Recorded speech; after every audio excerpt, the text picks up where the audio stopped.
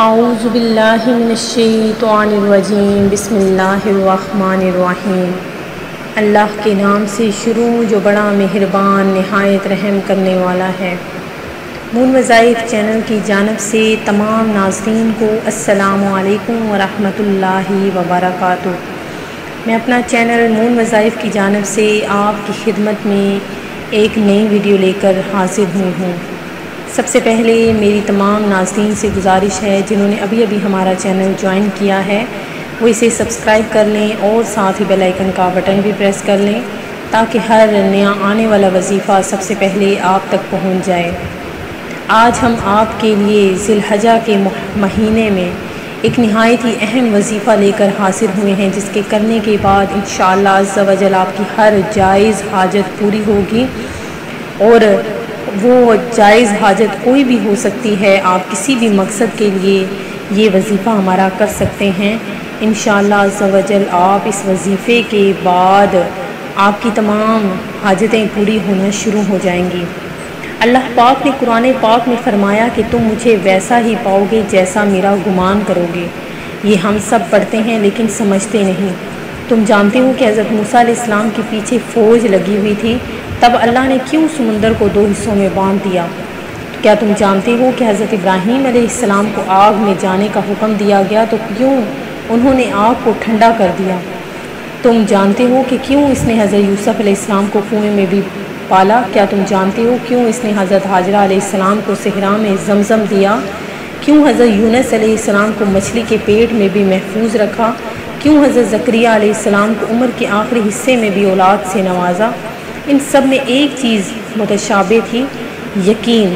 ان میں سے کسی نے بھی ہمت نہیں ہاری، انہوں نے یقین رکھا کہ خدا راستہ نکالے گا، اور دیکھو خدا نے راستہ نکالا۔ وہ سب اس پر یقین رکھ کر آگے بڑھتے رہے، اور دیکھو اس رب نے بھی انہیں مایوس نہیں ہونے دیا۔ اور توکل تو یہ ہے کہ راستہ نہ ہو اور تم کہو اللہ راستہ بنانے والا ہے، اور جب تم اس کا اچھا گمان رکھو گے تو یقیناً سب اچھا ہی پاؤ گے، اور پھر دیکھنا وہاں سے راہیں نکلیں گی جہاں تمہارا وہم و گمان نہیں جا سکتا۔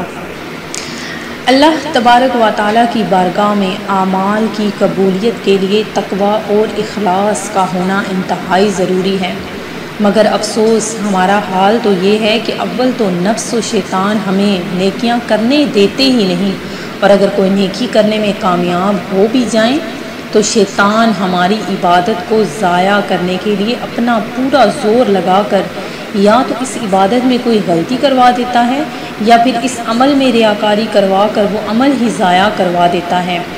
یاد رکھیے کہ ہمیں قربانی جو ہم لوگوں نے ذی الحجہ میں دینی ہے وہ اس کے علاوہ دیگر نیک اعمال اخلاص و استقامت کے ساتھ اللہ عز و جل کی رضا و خوشنودی کے لیے کرنے چاہیے۔ اگر ہم لوگوں کی رضا حاصل کرنے، نام و نمود کے لیے مہنگا جانور قربان کریں گے تو لوگ تو پھر بھی خوش نہیں ہوں گے اور طرح کی باتیں بنائیں گے۔ مثلا کسی نے قربانی کے لیے اپنے علاقے میں سب سے مہنگا جانور خریدا تو لوگ اس کے بارے میں یوں بدگمانی اور غیبتیں کرتے نظر آتے ہیں کہ اس کو دیکھو شہرت کمانے کے لیے کتنا مہنگا جانور خرید کر لایا ہے۔ بھئی اتنا مہنگا جانور تو حلال کی کمائی میں ہرگز نہیں آ سکتا، حرام کی کمائی سے قربانی کا کیا فائدہ؟ اب اگر کوئی لوگوں کی طعن و تشنیع سے بچنے کے لیے قربانی کا سستا جانور خرید لائے تو لوگ تب بھی باتیں بناتے ہیں کہ اپنے بچوں کی شادی میں فضول رسومات میں تو اس نے پانی کی طرح پیسہ بہا دیا، مگر جب اللہ کی راہ میں خرچ کرنے کا موقع آیا تو اس کی جیب سے پیسہ نکلتا ہی نہیں۔ اللہ عز و جل نے اسے کثیر مال و دولت سے نوازا ہے، مگر دیکھو تو صحیح قربانی کے لیے کتنا کمزور سا جانور لایا ہے۔ ناظرین، ہمیں چاہیے کہ قربانی کرتے وقت سب کو راضی کرنے کی بجائے اپنے رب کو راضی کرنے کی کوشش کریں اور تقوی و اخلاص کو پیش نظر رکھیں۔ یاد رکھیں کیونکہ اللہ عز و جل کی بارگاہ میں وہی قربانی مقبول ہوگی جس میں تقوی و اخلاص شامل ہو، ورنہ ہم نے جس جانور کی قربانی کرنی ہے اس کا گوشت اور دیگر منافع ہم ہی حاصل کرتے ہیں۔ اللہ عز و جل کی بارگاہ میں جانور کا کوئی حصہ نہیں پہنچتا، اللہ کی بارگاہ میں تو قربانی کرنے والے کا اخلاص و تقوی ہی پہنچتا ہے۔ جیسا کہ قرآن پاک میں ارشاد باری تعالیٰ ہے کہ اللہ کو ہرگز نہ ان کے گوشت پہنچتے ہیں نہ ان کے خون، ہاں تمہاری پرہیزگاری اس تک باریاب ہوتی ہے۔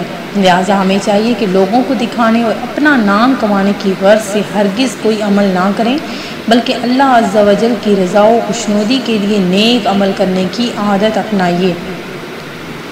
ناظرین، آپ نے بھی اسی طرح تقوی و پرہیزگاری کا دامن اپنے ہاتھ سے نہیں جانے دینا، بلکہ اللہ عز و جل کی رضا کی خاطر ہی قربانی کرنی ہے، لوگوں کو راضی نہیں کرنا۔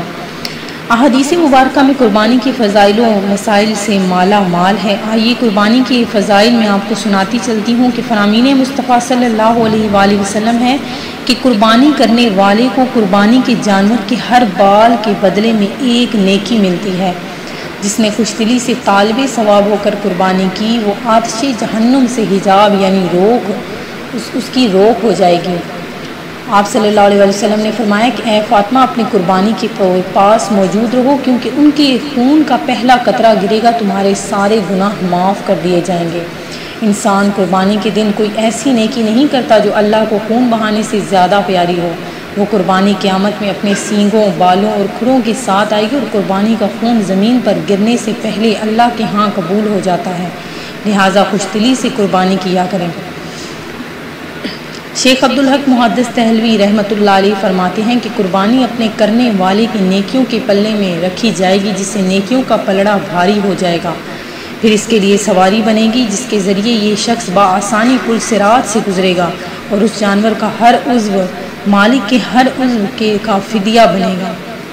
ناظرین، قربانی کے بہت زیادہ ہی فضائل و برکات ہیں، تو ناظرین آپ نے قربانی لازمی دینی ہے، کیونکہ آپ پر اگر کوئی قرض ہے تو آپ نے قرضہ لے کر بھی قربانی لازمی ادا کرنی ہے۔ جو لوگ قربانی کی استطاعت یعنی طاقت رکھنے کے باوجود اپنی واجب قربانی ادا نہیں کرتے، ان کے لیے لمحہ فکر یہ ہے، اول یہی خسارہ کیا کم ہے کہ قربانی نہ کرنے سے اتنے بڑے ثواب سے محروم ہو گئے، مزید یہ کہ وہ گناہ گار اور جہنم کے حقدار بھی ٹھہریں گے۔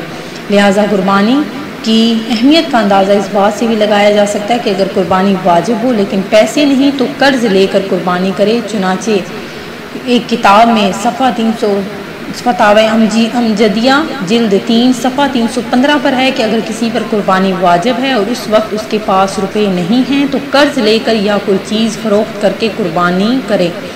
یاد رہے کہ جس شخص پر شرعی اصولوں کے مطابق قربانی واجب ہے، اس پر قربانی سے متعلق مسائل سیکھنا بھی لازمی ہے۔ تو ناظرین آپ نے مسائل بھی سمجھنے ہیں، سننے ہیں۔ ہم روزانہ کی ویڈیو میں آپ کو ساتھ ساتھ قربانی کی فضائل و مسائل بھی ساتھ ساتھ بتاتی رہوں گی میں، اور ساتھ ہی آج کا جو وظیفہ ہے وہ بھی سن لیجئے کہ کیسے آپ نے وظیفہ کرنا ہے اور کس طریقے سے کرنا ہے، ذرا نوٹ کر لیجئے۔ ذی الحجہ کا پیارا پیارا ہمارے پاس ماہ موجود ہے، جس کی ہر گھڑی رحمتوں اور برکتوں والی ہے، اس کا ہر دن نہایت ہی عظمتوں اور فضیلتوں والا ہے۔ تو آپ نے ان دنوں میں یہ وظائف جو ہیں وہ لازمی کرنے ہیں۔ انشاءاللہ عز و جل آپ کی ہر جائز حاجت پوری ہونے کا یہ بہت ہی مجرب وظیفہ ہے۔ ہر طرح کی حاجت کے لیے آپ نے روزانہ عشاء کی نماز کے بعد قبلہ رخ بیٹھ کر 70 مرتبہ یہ پڑھنا ہے۔ آپ کے سامنے اسکرین پر آ رہا ہے، یا حی یا قیوم بحق لا الہ الا انت سبحانک انی کنت من الظالمین۔ ہر طرح کی حاجت کے لیے روزانہ نماز عشاء کے بعد آپ نے قبلہ رخ بیٹھ کر 70 مرتبہ یہ پڑھنا ہے، یا حی یا قیوم بحق لا الہ الا انت سبحانک انی کنت من الظالمین۔ ہر ایک بار پڑھنے کے بعد بارگاہ الہی میں اپنا مطلب بیان کریں، اس طرح 70 مرتبہ پڑھیں اور دعا کریں۔ 40 دن تک آپ نے یہ وظیفہ کرنا ہے۔ اول و آخر آپ نے درود پاک 3 مرتبہ ضرور پڑھنا ہے۔ یہ آپ نے نماز سے فارغ ہونے کے بعد عمل کرنا ہے۔ انشاءاللہ عز و جل آپ کی ہر جائز حاجت پوری ہو جائے گی۔ میں امید کرتی ہوں کہ ہمارا یہ آج کا وظیفہ آپ کو ضرور پسند آیا ہوگا۔ اسی طرح سے مزید وظائف حاصل کرنے کے لیے ہمارا چینل مون وظائف کو دیکھتے رہیے۔ اپنا خیال رکھیے گا، دعاؤں میں یاد رکھیے گا۔ اللہ حافظ۔